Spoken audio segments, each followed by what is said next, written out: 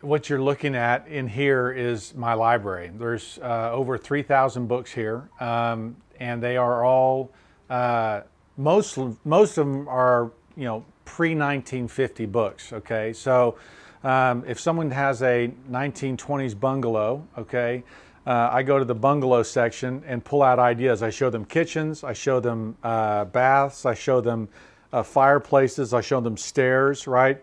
What would have been in the catalogs, what they would have, if a builder was building that house new in 1920, what would he have looked at? And so we use this library all the time to help people make better decisions.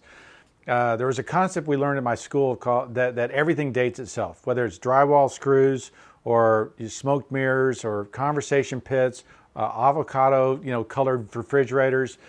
Everything dates itself. And so you have to be very careful when you're remodeling an historic house not to put everything new in that house, because someone's going to come along 10 years later and go, oh yeah, they did this 10 years ago. I recognize, the tile and the countertops, everything that was trendy at that time.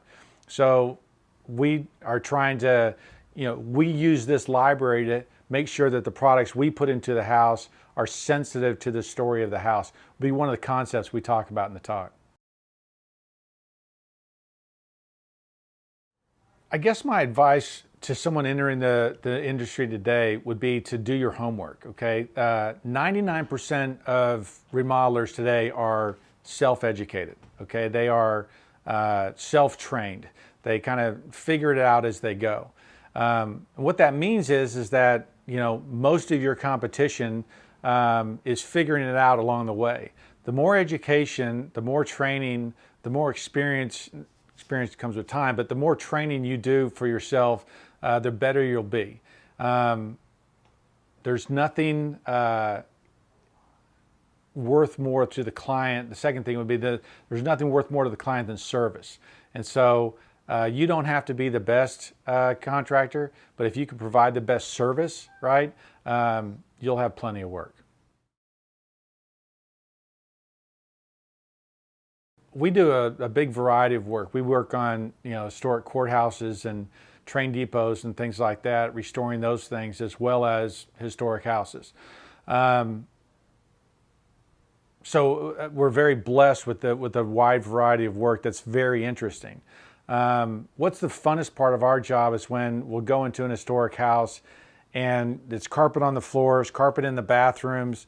There's paneling put up on the wall, and you pull those things down and you go back to historic fabric and historic details that have been covered up.